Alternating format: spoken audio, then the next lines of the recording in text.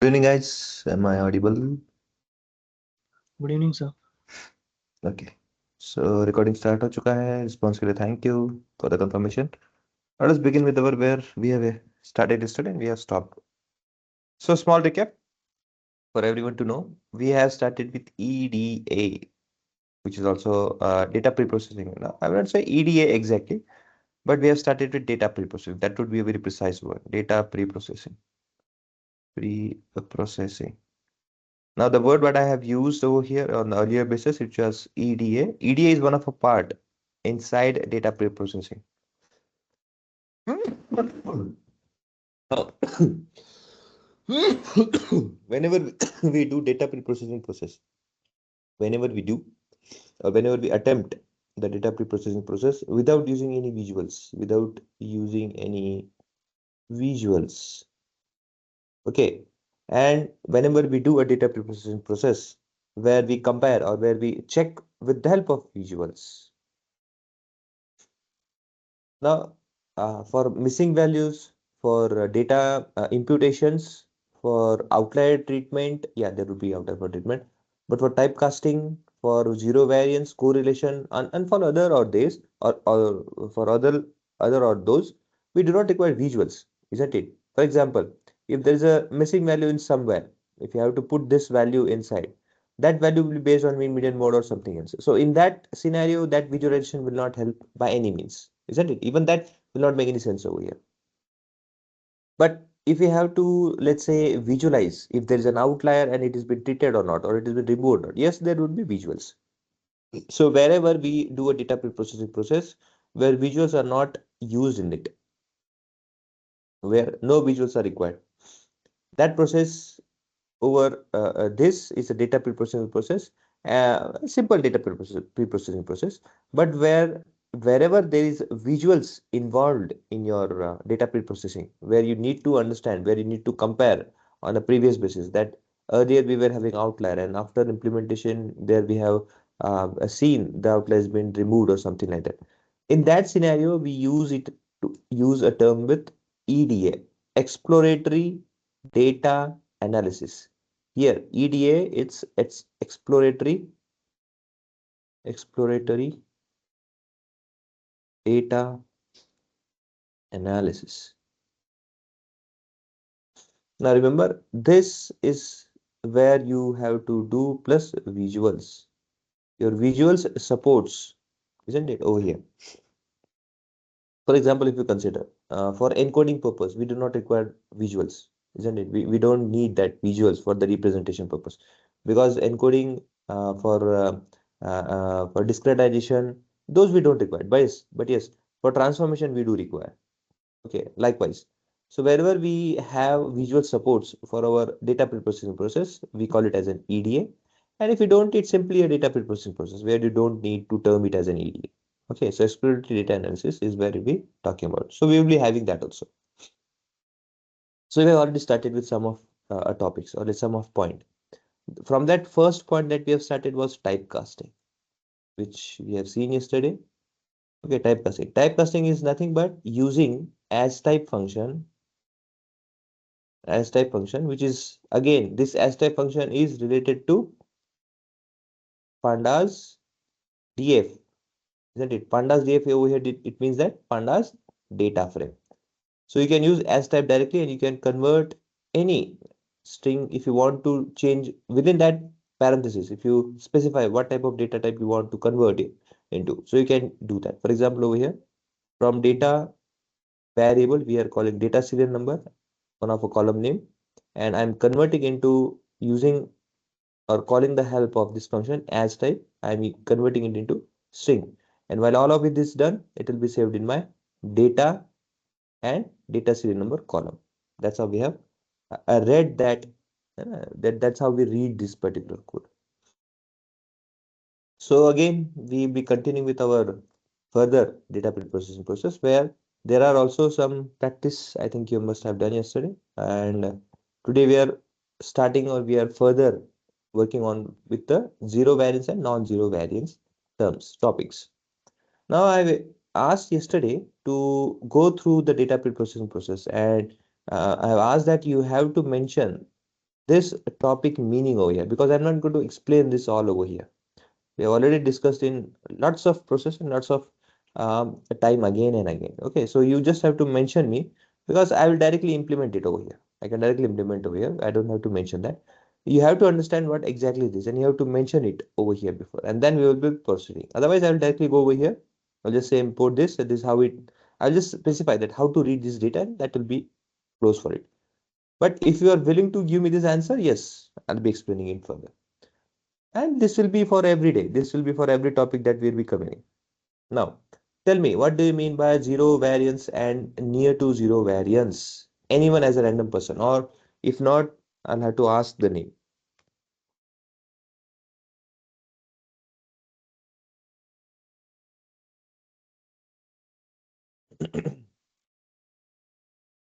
Okay, There is you no have, difference between the hello. yeah, बोलिए बोलिए. Means there is no difference between the actual value and the mean value. That is variance. Okay, variance as a term, you're right. What I'm asking is this, what this step over here means, because there are see, these are the steps in data pre-processing, isn't it?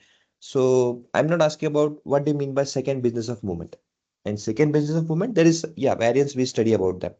But in data pre-processing, what does this second step means? That is much more I'm let's say interested in to hear about it. So what do you mean by zero variance and near to zero variance step? As a step over here we are using. What does it means?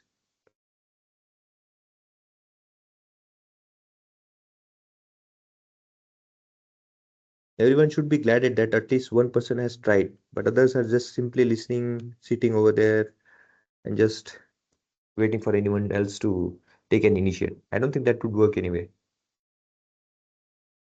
Okay, let me take the names. Sir जैसे zero variance में हम outlier remove करते हैं ना, किसमें?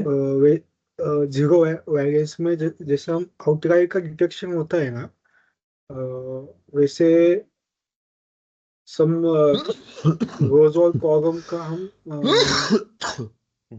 जो रोज और column का? नेसेसरी नहीं वो निकाल सकते हैं. ओके, ठीक है. आपने एक चीज कहा है कि ठीक है, जो नेसेसरी कॉलम नहीं है वो हम निकाल सकते हैं, वो हम फाइंड आउट करके देख सकते हैं. ठीक है.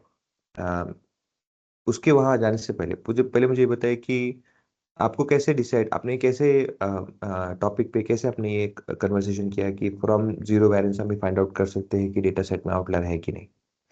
How we can get that information? Justify your answer. Again, मेरा कंसर्न ये नहीं कि आपने राइट ही होना चाहिए. अगेन, ओके, सबको ये बता दूं, मेरा क्वेश्चन पूछने का मतलब ये नहीं है कि आप कैसे गलत बोल सकते हो. No, I am not interested. मैं ये इंटरेस्ट रहता हूँ कि भाई आप लोग आपको कंसेप्ट समझ में आए कि जब तक आप ओपनली बोलोगे नहीं, जब तक आप डिस्कस नहीं करोगे, भाई मेरे तरफ से तो सॉरी है, फिर मैं तो इनपुट को दे नहीं सकता, क्योंकि आप लोग बढ़ने नहीं चाहते हो. तो मैं क्यों मेरा एफर्ट दूं, क्यों मैं मेरे गले को अपना इतना स्ट्रेस दूं? ओके, तो जैसे आपने आंसर दिया है, फर्स्ट जस्टिफाई कि आउटलायर जो आपने डिटेक्ट कर सकते हैं, जैसे आपने कहा, how we can do that using variance. Tell me about it.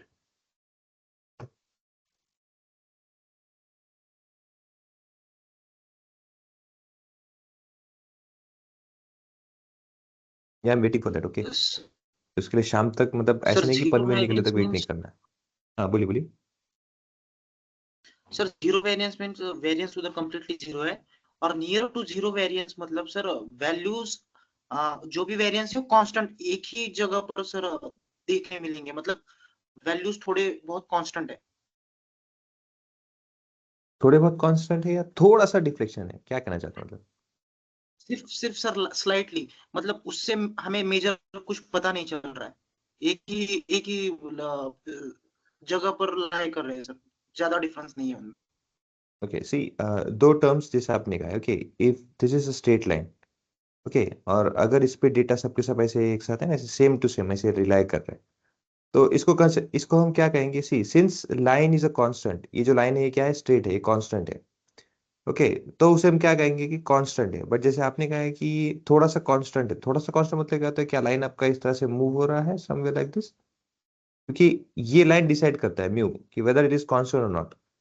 आप डेटा पॉइंट को बात कर रहे हो या सर लाइन से कंसर्न कर रहे हो? सर लाइन के पास से मतलब म्यूजिक डिसाइड करेगा। Okay, now मैं क्यों इतना स्पेसिफिक कर रहा हूँ? Okay, remember this, why I'm specifying this key terms, क्योंकि देखो ये की टर्म्स होते हैं ना, ये आपको बहुत अच्छे से यूज करने हैं, क्योंकि एज एन एनालिस्ट जब आप डिस्कस करोगे, जैसे हम बात करते हैं ना कि कांस्टेंट है, कांस्टेंट मतलब क्या होता है? एक लाइन है, रेफरेंस का लाइन, उसके ऊपर में जितने भी डेटा पॉइंट्स होंगे ना, जैसे अभी यहाँ पे देखो जितने भी डेटा पॉइंट्स आपके होंगे, if they are lying on the same line, if they are lying, again remember that, if, जैसे मैं बोल रहा हूँ, if this data points are lying on that line, then I will say constant. That means that until unless this line is a constant. Constant क्यों कह रहे हैं? देखो एक वैल्यू है 5, 5 अगर आपकी वैल्यू यहाँ पे ही है, तो ये जो लाइन है कांस्टेंट हो चुका है। अगर इसी लाइन को मैं थोड़ा सा चेंज कर दूं, थोड़ा सा चेंज कर दूं, मतलब क्या, let's say if I draw like this, if I draw it like this, ये इस तरह से, तो ये 5 है, और यहाँ से आप देखोगे तो ये इसे कांस्टेंट नहीं कहते हम। ये जो लाइन है, ये जैसे जा रही है लाइन, इसे हम कांस्टेंट कतई नहीं कहते। क्यों? देखो ना, over a period, over graph के वैल्यूज के हिसाब से देखोगे आप, यहाँ से आगे आगे जब वैल्यू बढ़ रहा है, क्या कांस्टेंट है? यहाँ पे एक वैल्यू अलग रहेगी, यहाँ पे वैल्यू अलग रहेगी, यहाँ पे वैल्यू अलग रहेगा, ये कांस्टेंट नहीं है। कांस्टेंट मीनिंग क्या है? एक स्ट्रेट लाइन जो कहीं भी आप अक्रॉस ग्राफ कहीं भी जाओ, वो सेम वैल्यू आपको आउटपुट है, तो उसे कांस्टेंट कहते हैं। ओके, कांस्टेंट उसे कहते हैं। अगर ऐसे ही ऐसे ही कांस्टेंट लाइन के थ्रू आपका हर एक वैल्यू फॉलो कर रहा है, ठीक है, उसे हम कहेंगे जीरो वेरिएंस। इवन अब जीरो वेरिएंस मतलब क्या है? ये आपका क्या है? आपका एक प्रेडिक्टेड वैल्यू है, ये क्या है? आपका प्रेडिक्शन है। ये लाइन जो आ रहा है ना, ये एक प्रेडिक्शन है आपका। इसके अराउंड डेटा पॉइंट्स, अगर इसके अराउंड डेटा पॉइंट्स कांस्टेंट है, तो भी हम उसे कहेंगे कांस्टेंट। मतलब क्या है? Again, if they are following as it is, अगर आपका पूरा का पूरा प्लान है, फिर जो आपने प्लान किया था, कंसेप्चुअल जो प्लान आपका था, अगर वो एग्जैक्ट फॉलो हो रहा है, जैसे यहाँ पे लाइन के ऊपर एग्जैक्टली, तो उसे हम कहेंगे जीरो वेरिएंस। क्यों? दोनों में मीनिंगफुल क्या है? दोनों में आप रीड क्या करोगे? दोनों में रीड हम ये करेंगे, अगर वो इस लाइन पे हो या इस लाइन पे हो, कोई भी लाइन में आप कंपेयर करो, तो क्या होता है? जैसे ये लाइन पकड़ लो या ये लाइन पकड़ लो। अब ऐसे केस में लेट्स से कि मैं एक डॉट यहाँ पे बनाता हूँ, जैसे टिक अदर कलर, यहाँ पे देख एक डॉट और यहाँ पे, ओके, और दूसरा एक डॉट बनाता हूँ कंपेरेटिव के लिए, एक यहाँ पे और एक यहाँ पे। आप कोई भी लाइन ले लो, दोनों में वही रहेगा, ओके, बट उसका मीनिंग अलग अलग है। ओके, लाइन का मीनिंग अलग होता है, ये बहुत जरूरी है आपको जानना है, क्योंकि अभी आपको पता नहीं चलेगा, बट प्रेडिक्शन के समय आप जब मॉडल्स यूज करोगे, तो that line has its unique importance.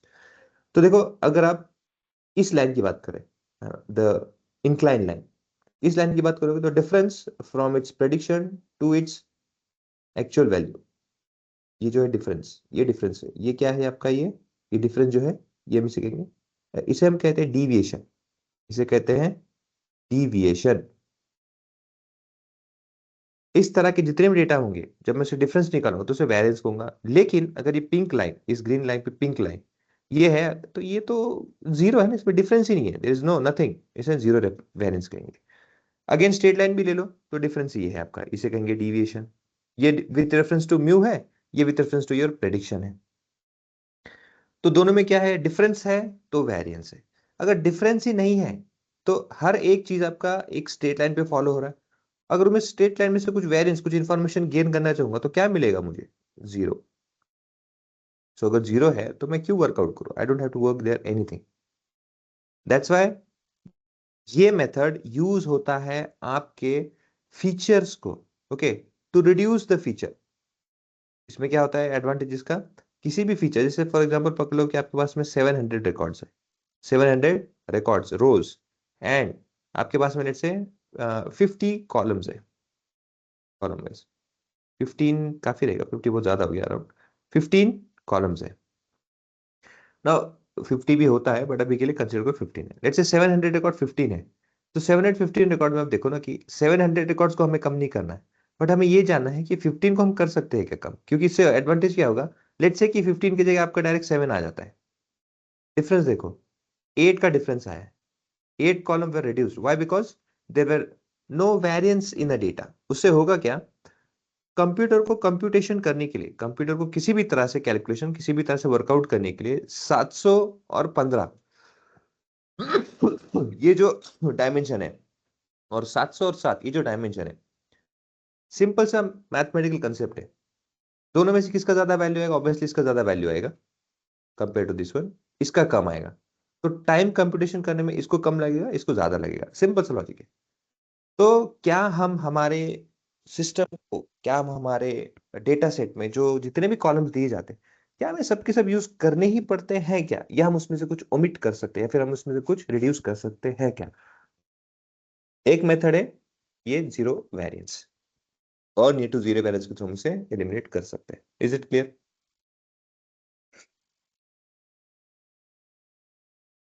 Guys, is it clear? तो Yes, यानी sir. कि हम जो भी रिकॉर्ड्स आया है, जो डेटा है, जो जीरो वेरिएंस बता रहा है, वो उसके कॉलम को एलिमिनेट कर देंगे, इसका ये मतलब होगा क्या? हाँ, एलिमिनेट कर देंगे मतलब हम उसको ड्रॉप कर देंगे, एलिमिनेट कर ड्रॉप देंगे कर मतलब देंगे। उसको यूज नहीं करेंगे। इज हाँ, इट? यानी कि कॉल नहीं रिड्यूस करेंगे करेंगे इनको। ना सर? हाँ, रिपीट कीजिए, रिपीट कीजिए, आई डिडंट गेट इट, बोलिए। मतलब कॉलम रिड्यूस हो गए ना वहाँ पे? हाँ, हम उसके थ्रू Redu- हाँ, एक सेकेंड है, ये कौन है भैया हमारा? अक्षता, tomorrow you have an interview at 4:30. अरे, second time reschedule your interview because last time you were not. इसको ठीक है। तो जैसे आपने कहा है, करेक्ट है। हम फॉर एग्जांपल जैसे मैंने कहा कि जहाँ पे 10 या फिर 15 भी आप पकड़ लो, तो क्या करेंगे कि उतने के उतने सब कॉलम हमें यूज करने की जरूरत नहीं पड़ती है। तो उसमें वेरिएंस ही नहीं है, तो उसे रिमूव कर दो, निकाल दो, not at all required. Okay, clear है? सो Is it? फॉर एग्जांपल जैसे एसक्यूएल में हम लोग हमारा जो भी डेटा है, जो लगता है कॉलम्स उतना ही कॉल करते थे और उस पे वर्क करते थे, तो उस वैसी कुछ है फिर अलग है कुछ? जैसे सीक्वल में क्या एग्जांपल, क्या आपने बोला? जैसे हम जो हमें कॉलम से वर्क करना है, जो हमें रिजल्ट एंड हाँ आउटपुट चाहिए, सिर्फ उन्हीं को कॉल करते थे। हाँ, correct correct correct correct, somewhat like okay, that, got. Somewhat like that. यहाँ पे हमारा लोकेशन है, यूजर आइटम डाउनलोड, उसमें ईडी है डायरेक्ट। ओके, इसमें ईडी मैं आपको टेबल दिखा दूं पहले।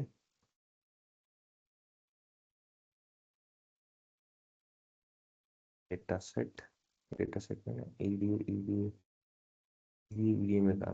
ओके,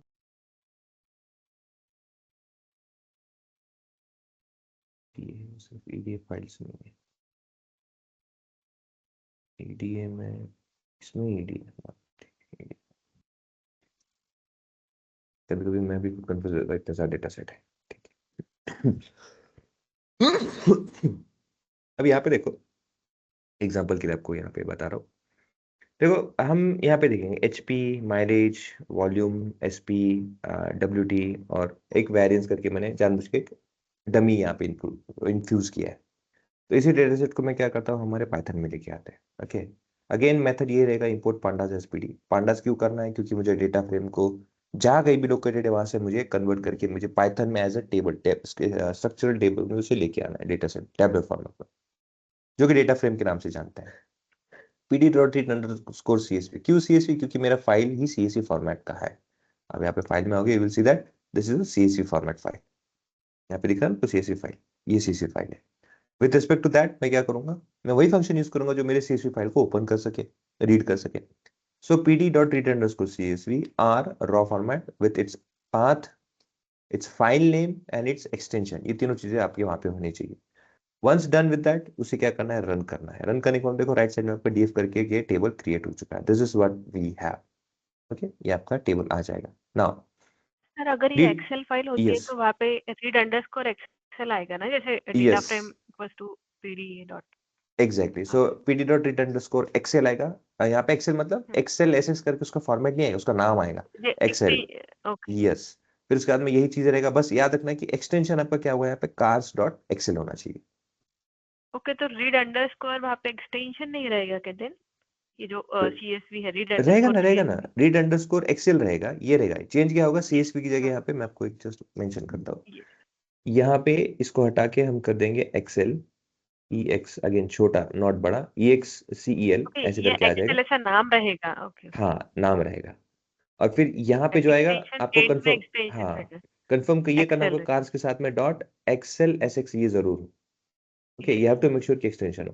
और इसमें एक और एडवांटेज होता है कि एक्सेल में क्या होता है कि ना शीट्स होते हैं 1 2 3 4, तो शायद आपको अगर पर्टिकुलर चौथा शीट चाहिए होगा, फोर्थ शीट चाहिए होगा, अगर आपने शीट नाम नहीं दिया है तो शीट नेम करके होता है वहां पे डायरेक्टली एक्स का भी आपको एक ये दे देता हूँ इंफॉर्मेशन यहाँ पे, ठीक है, pd.read_pd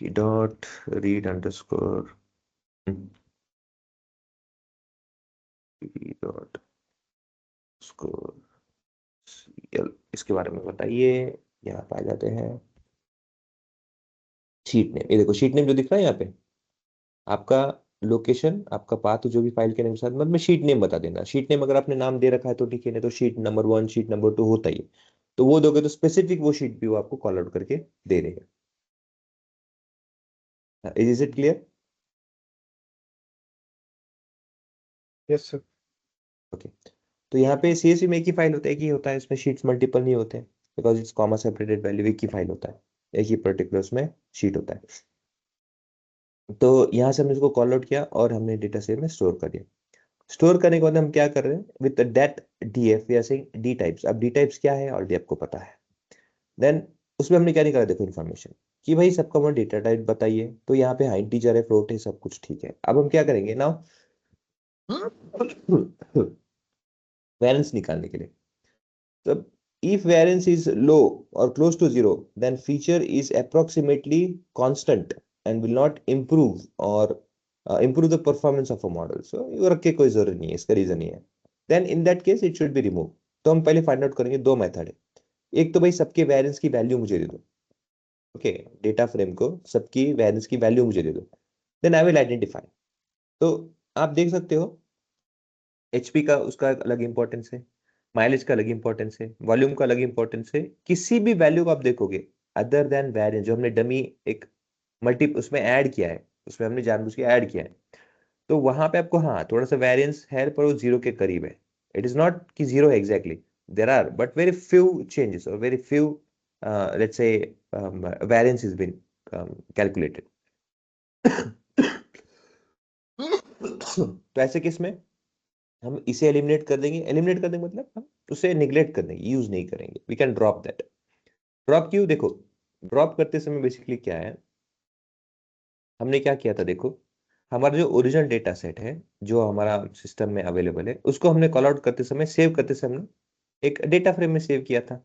तो इसमें सेव करते समय तो वेरिएबल है ना, तो इसमें सेव करते समय मैं कोई